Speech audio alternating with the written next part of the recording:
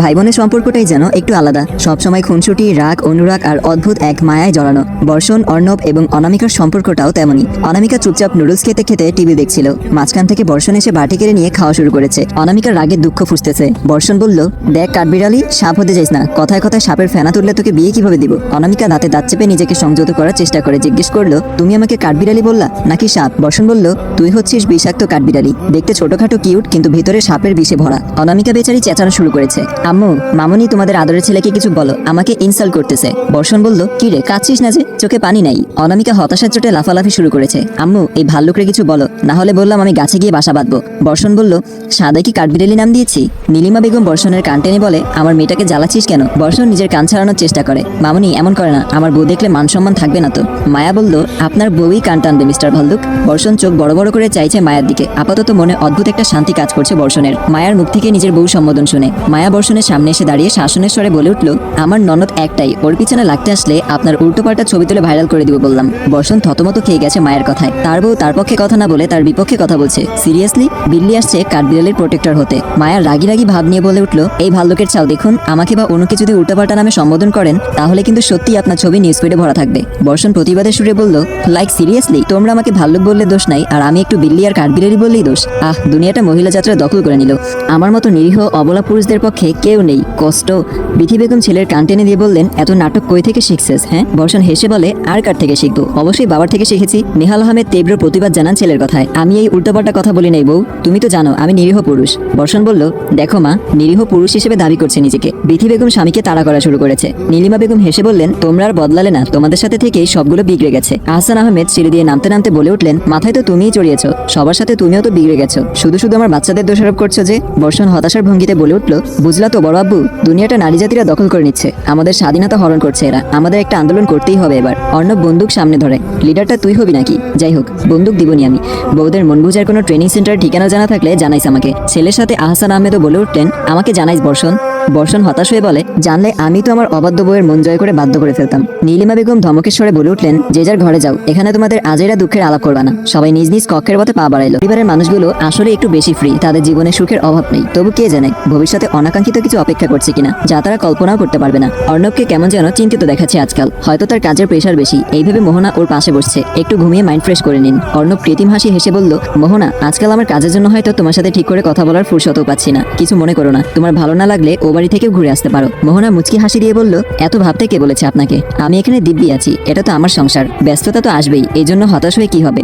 আপনি বরং নিজের শরীরের দিকে নজর দিন, পরে দেখা যাবে কাজের জায়গায় অজ্ঞান হয়ে গেছেন। অর্ণব চোখ ছোট ছোট করে বলল, বাহ, তুমি দেখছি বেশ জ্ঞানী। মোহনা মুচকি হেসে বলল, আর আপনি হচ্ছেন গুণী, জ্ঞানী গুণীতে মিশে আমাদের সংসার। অর্ণব মুখের হাসি প্রসারিত করে বলল, সম্পর্কের শুরুটা ভুল দিয়ে হলেও বেশ মিলেছে আমাদের সুন্দর সংসারটা। মোহনা বালিশ ঠিক করে দিয়ে বলল, কথা হয়েছে বহুত, এবার একটু ঘুমিয়ে নিন, না হলে আমার কথাই সত্য হবে। অর্ণব মোহনাকে টেনে বসিয়ে তার কোলে মাথা রেখে শুয়ে পড়েছে। মাথায় হাত বুলিয়ে দাও, ঘুমাবো। মোহনা প্রতি উত্তরে হেসে অর্ণবের মাথায় হাত বুলিয়ে দেওয়া শুরু করেছে। লোকটাকে দেখে বোঝা যাচ্ছে তার ভেতরে হয়তো কোনো অযাচিত জিনিস নিয়ে চিন্তা আছে, তবে তা হয়তো সে মোহনাকে জানাবে না। মোহনার এতে কিছু যায় আসে না, কারণ এই লোকটা ভালো থাকলেই যে তার হবে। রাতের কোন প্রহর চলছে তা বোঝা মুশকিল। শহরটা যেন ঘন অন্ধকারে ছেয়ে গেছে, নিঃশব্দ, নির্জীব, নিস্পন্দ। সেই নিস্তব্ধতা ছেদ করে কেবল দুইটি ছায়ামূর্তির উপস্থিতি টের পাওয়া যায়। মুখোমুখি দাঁড়িয়ে বর্ষণ এবং নির্ঝর, দুজনেই কালো পোশাক নিজেদের আবৃত্তি করে রেখেছে, যেন অন্ধকারের সাথেই একাত্ম হয়ে গেছে তাদের অস্তিত্ব।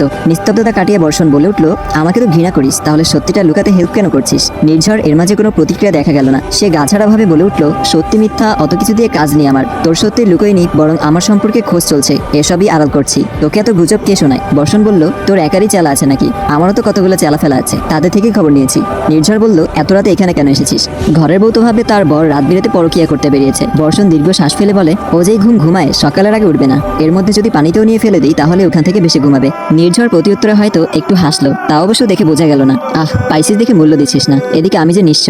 বর্ষণ বলল, আমি আছি তো, নিঃস্ব কেন হবি? আর চড়ুই পাখিকে পাওয়ার শখ কি বাদ দিয়ে দিলি? নির্ঝর দীর্ঘ শ্বাস ফেলে বলে, আমি ওকে চাই, খুব করে চাই, কিন্তু ওর কাছে আমার কোনো অস্তিত্ব নেই। আমি চাইলেই ওকে জোর করে এনে আমার নিঃসঙ্গ জীবনের সঙ্গী করতে পারবো, কিন্তু। বর্ষণ ব্রুকুচকে জিজ্ঞেস করলো, কিন্তু কি? নির্ঝর আকাশের দিকে তাকিয়ে বলল, ওর আমার দূরত্ব বহুত, কখনোই ও আমাকে ভালোবাসবে না। জোর করে কাউকে নিজের করা গেলেও তার যে মন পাওয়া যায় না রে বর্ষণ। বর্ষণ বলল, তুই নিজেই বলিস আমাকে ঘৃণা করিস, অপছন্দ করিস, তাও কিন্তু আমার কাছে মনের দুঃখ প্রকাশ করে ফেলিস। বলিস? তুই বাইরে থেকে নিজেকে শক্ত দেখালো, ভেতর থেকে বহুত নরম। নির্ঝর বলল, তুই বড্ড বেশি কথা বলিস। বর্ষণ নির্ঝরকে জড়িয়ে ধরে বলল, জীবনে আমাদের মাঝে যতই দূরত্ব ঝগড়া থাকুক, ভাই হিসেবে সবসময় আমি তোর পাশে থাকবো। তোর নিঃসঙ্গ অগোছালো জীবনও কেউ গুছিয়ে দিবে দেখিস, তোকেও কেউ ভালোবাসবে। নির্ঝর বলল, বিয়ের পর বেশ কথা শিখেছিস। বর্ষণ বলল, আর বলিস না, সারাদিন তো ঝগড়াতেই কেটে যায়। নির্ঝর বলল, শুরুটা নিশ্চয়ই তুই করিস। বর্ষণ বাঁকা হেসে উত্তর দিল, অবশ্যই। দুজনের কথায় কি আছে জানা নেই, তবে দূর থেকে নির্ঝরের চেলারা ভাবছে যে বস কথায় কথায় লোক উড়িয়ে দেয়, সে কিভাবে একজনের সঙ্গে এইভাবে স্বাভাবিক থাকতে পারে। তাদের মধ্যে শত্রুতা টাইপেরই সম্পর্ক সবসময়, তবু যেন কোথাও একটা দৃঢ় বন্ধন আছে। অন্ধকারকে উৎক্ষেপ করে দিনের আলো ফুটে উঠেছে, কিন্তু পুরো পরিবারের ভেতরে যেন অন্ধকারের ন্যায় চিন্তা বিরাজ করছে। বাড়ির মেয়ে হুট করে গায়েব হয়ে গেছে, কোথায় গেছে জানা নেই, তবে এটুকু বোঝা গেছে অর্ণবের বিরুদ্ধে থাকে কেউ ব্ল্যাকমেল করতে তুলে নিয়ে গেছে। নীলিমা বেগম মেয়ের চিন্তায় জ্ঞান হারিয়েছেন। বিথি বেগম কেমন অস্থির হয়ে পড়েছেন। অর্ণবের নিজেকে বড্ড অসহায় লাগছে। নিজের বোনকে প্রোটেক্ট করতে কি ব্যর্থ হলো সে? বোনটার জন্য যে চিন্তায় শেষ সবাই। অর্ণব যথাসম্ভব নিজেকে শান্ত রাখার চেষ্টা করে খোঁজ লাগিয়ে চলেছে, কিন্তু ফলাফল বারবারই শূন্য। শুধু একটা চিঠি পাঠানো হয়েছে অর্ণবের কাছে, এবার শোধ তোলার পালা। তুই অফিসার, আমাদের বিরুদ্ধে গেছিস, এখন দেখ তোর বোনের কি অবস্থা হয়। নিজেকে বারবার অপরাধী লাগছে অর্ণবের। তাদের কোনো লোকেশনও পাওয়া যাচ্ছে না। তবে কি অনামিকা চিরতরে হারিয়ে যাবে? কোথায় নিয়ে গেল তাকে? অর্ণব পারবে তো তার ছোট্ট বোনকে ঠিকভাবে ফিরিয়ে আনতে? বিপদ কখনোই বলে কয়ে আসে না। বিপদে পড়লে কেউ হতাশ হয়ে পড়ে, আবার কেউ তীব্র মনোবল নিয়ে বিপদকে কাটিয়ে তোলার চেষ্টা করে। অনামিকার অবস্থা ঠিক দুটোর মাঝামাঝি। তাকে কিছু লোক কিডন্যাপ করেছিল, কিন্তু বর্তমানে সেই তাদের গুরু হয়ে দাঁড়িয়েছে। তাদের দিয়ে এটা ওটা আনিয়ে খাচ্ছে, কথা না শুনলে বকতেছে। মনে হচ্ছে তাকে কিডন্যাপ করা হয়নি, বরং সে বেড়াতে এসেছে। এক লোক আরেকজনের কানে ফিসফিসিয়ে বলে উঠল, এর সামলানো তো ভারী মুশকিল, এর উড়ে দেই। অনামিকা ভ্রুকুচকে চেয়ার উঠিয়ে বাড়ি দিচ্ছে লোকটার পায়ে। সান্ডামার্কা চেহারা, আবার সান্ডামার্কা কণ্ঠ। ফিসফিসিয়ে বললেও শোনা যায়, আমাকে উড়ানোর কথা ভাবলে বললাম প্রত্যেককে নিয়ে উড়বো। আমার ভাইদের চিনোস না সান্ডার দল? এদের মধ্যে একজন লোক হতাশ হয়ে বলে উঠছে, বোন তুই যা, আমাকে দোষ হয়ে গেছে তোর উঠাইয়া। অনামিকা তীব্র প্রতিবাদ জানিয়ে বলে উঠছে, যা বললেই হলো নাকি? আমাকে উঠানোর সময় মনে ছিল না? এখন আমার আপ্যায়ন করবি তোরা সবাই। আমার যখন মনে হবে তোদের আমাকে উঠানোর শাস্তি শেষ, তখন নিজেই চলে যাব। লোকগুলো ভীষণ হতাশ। এই মেয়েকে মারতে নিষেধ করা হয়েছে উপর মহল থেকে, কিন্তু এই মেয়ে যা করতেছে। নির্ঝর খোঁজ লাগিয়ে জেনেছিল বর্ষণের একজন ফ্যামিলি মেম্বারকে উঠানো হয়েছে। ও সাথে সাথেই আন্দাজ করতে পেরেছিল কে কাজটা করেছে। এজন্য অনামিকাকে এদের থেকে তুলতে তাদের ডেরায় পা রেখেছিল, কিন্তু বেচারা ভেতরের দৃশ্য দেখে ভেবে পাচ্ছে না ওর কাকে সেভ করা উচিত, অনামিকাকে নাকি ওই লোকগুলোকে। অনামিকা এক চেয়ারে বসে আছে, সামনে আরেক চেয়ার রেখে তাতে পা রেখে আরাম করছে। দুটো লোক বাতাস করে যাচ্ছে অনবরত। সামনের লোকেরা তার জন্য খাবার আনছে, একজন ফোন ধরে আছে টিভি ধরার মতো করে। নির্ঝর বলল, আমি কি ভুল জায়গায় এলাম? একজন লোক নির্ঝরকে দেখে বুঝতে পেরেছে হয়তো সে অনামিকাকে নেওয়ার জন্য কোনো সওদা করতে এসেছে, তাই নির্ঝরের কথা বলার পূর্বেই সে বলে উঠেছে, ভাই কোনো সওদা করা লাগবে না, আপনি খালি এই মায়ারে নিয়ে যান। এ যাইতেছে না, শুধু আমাদের জ্বালিয়ে শেষ করতেছে। অনামিকা লাফিয়ে ছুটে আসছে তার কালো পোশাকধারী আগন্তুকের কাছে। ওয়াও, আপনি আমাকে বাঁচাতে এসেছেন? আপনি তো অনেক খারাপ মানুষ, থুকু ভালো মানুষ।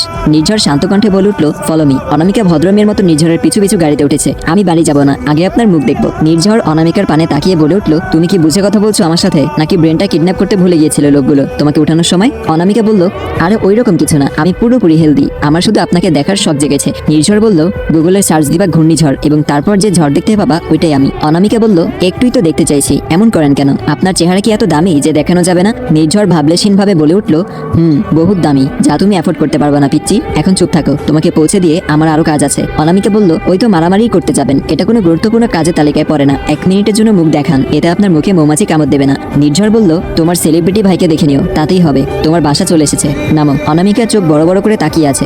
নির্ঝর বন্দুক বের করে অনামিকার দিকে তাক করে বলে উঠল, তুমি কি বাসার ভিতরে যাবা নাকি উপরে?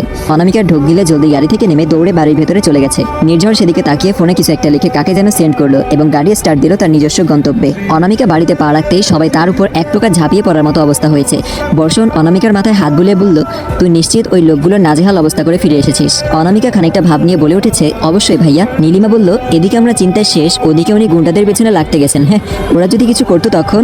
নেক্সট টাইম থেকে তোর বাইরে যাওয়া বন্ধ। অনামিকা হতাশ ভঙ্গিতে বর্ষণের দিকে তাকিয়ে আছে। বর্ষণ বলল, ওর বডিগার্ডের ব্যবস্থা করে দিবনি, ওকে ঘরবন্দি করো না মামনি। অর্ণবেশে অনামিকাকে জড়িয়ে ধরেছে এবং কপালে চুমু খেয়ে বলল, বনু তুই ছাড়া আমরা সবাই অসহায় পড়ি রে, একটু সাবধানে চলাফেরা কর প্লিজ। জানিস তো আমাদের শত্রুরা ওত পেতে থাকে আশেপাশে, কিভাবে আমাদের ক্ষতি করা যায়। অনামিকা মৃদু হেসে বলে, তোমার বোন কি দুর্বল নাকি? সবাইকে পাগল করে ফেরত আসার ক্ষমতা আছে আমার।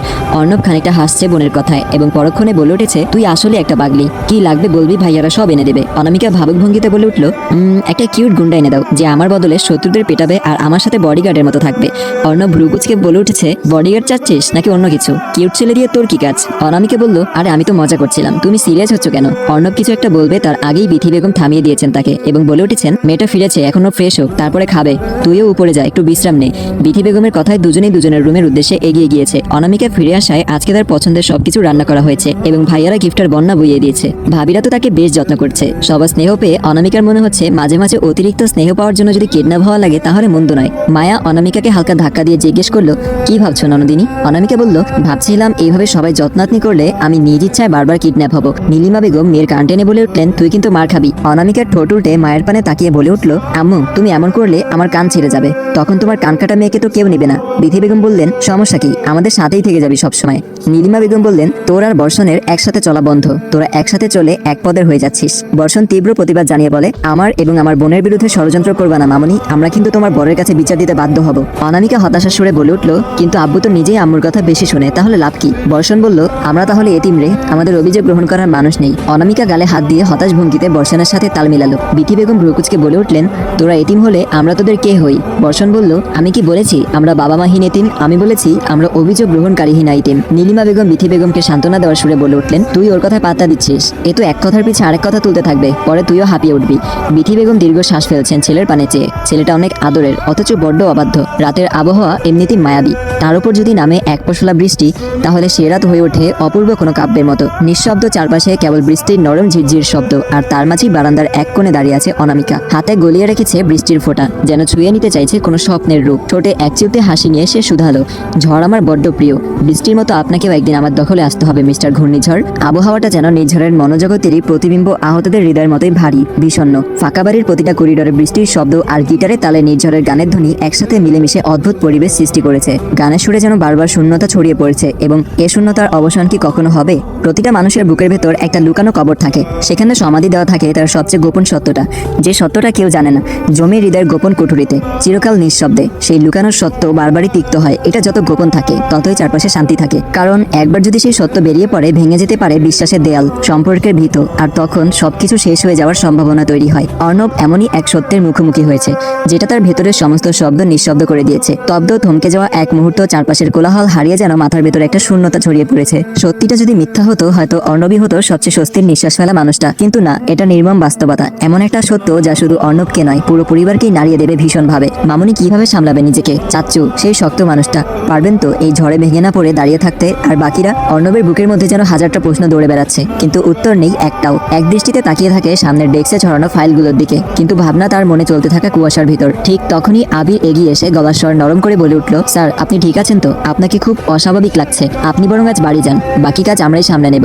একটা দীর্ঘশ্বাস ফেলে গলা পরিষ্কার করে অর্ণব বলল, প্রয়োজন নেই, আমি ঠিক আছি।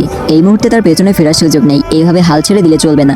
সত্যের গোড়া অবধি যেতে হবে, কারণ যতক্ষণ পর্যন্ত না পুরোটা জানছে ততক্ষণ নিজের ভেতরের অস্থিরতা থামবে না। হয়তো তখনই সে বুঝতে পারবে আসলে কি ঘটেছে, আর তখনই সে ঠিক করতে পারবে কি করবে, কিভাবে এগোবে। নির্ঝরের একটা শখ আছে, সে বরাবরই তার বাগানের যত্ন করে। ছোট্ট টবের গাছ হোক কিংবা বড় আম গাছ, তার চোখে সবই সমান প্রিয়, যেন ওরা কথা বলে তার সঙ্গে নীরবে। প্রতিদিন সকালে নিজের হাতে পানি দেয় প্রতিটা পাতায়, প্রতিটি গুড়িতে। গাছে পানি দেওয়ার সময় ওর চোখে এক ধরনের কোমলতা খেলে যায়, যে কোমলতা হয়তো কেউ কখনো দেখে না। গাছগুলোর পাতায় জলের ফোঁটা জমে ঝকমক করে যখন, তখন নির্ঝর যেন একটু শান্ত হয়। সেই মুহূর্তে কেউ বলতেই পারবে না এই মানুষটা কত নিঃসংকোচ, নির্দয়তার সঙ্গে অন্যের জীবন উড়িয়ে দিতে পারে। কেউ বোঝে না মানুষের পৃথিবীতে যতটা নির্মম সে, গাছেদের জগতে ঠিক ততটাই কোমল। নির্ঝরের কেমন অদ্ভুত লাগলো, মনে হলো কেউ আড়াল থেকে ছবি তুলেছে। এই ভেবে ছড়ি ছুড়ল দূরে, যেখানে আন্দাজ করতে পেরেছে মানুষ আছে। পরক্ষণেই একটা মেলি কণ্ঠের আর্তনাদ শোনা গেছে। নির্ঝর শব্দ অনুসরণ করে এগিয়ে গিয়ে দেখতে পায় অনামিকা হাত ধরে দাঁড়িয়ে আছে, খানিকটা কেটে রক্ত বেরিয়ে এসেছে। নির্ঝর বিরক্ত হলো কিনা বোঝা গেল না, তবে অনামিকার প্রতিক্রিয়া ভূত দেখার মতোই। নির্ঝরের কেমন যেন অদ্ভুত লাগছিল, বুকের ভেতর হালকা খচখচ করছিল। ছায়ার মতো কিছু একটা চোখে পড়তেই মুহূর্তের সিদ্ধান্তে ছুড়ে দিল ছুরিটা, ঠিক সেখানে যেখানে তার অনুমান কেউ লুকিয়েছিল। মেলি কণ্ঠের একটা চাপা আর্তনাদ কানে এলো। নির্ঝরের চোখ কুচকে গেল নিমিষেই। নিঃশব্দে পায়ে এগিয়ে গেল সে, গলার স্বর একটুও বদলায়নি, ঠান্ডা হিসাবেই অথচ বিষময়। কে? সামনে একটা চিরচেনা মুখ, অনামিকা। হাত চেপে ধরে রেখেছে সে, রক্ত গড়িয়ে পড়েছে খানিকটা, ঠোঁট কাঁপছে, ভয়ে কেমন যেন লাগছে। নির্ঝরের চোখে বিরক্তির ছাপ নেই, তবু মেয়েটার চোখে এমন ভয়, যেন সে একটা রক্ত পিপাসু নরপিচাস দেখছে। এক মুহূর্ত চুপচাপ তাকিয়ে থেকে নির্ঝর শান্ত গলায় বলল, ছবি তুলছিলে?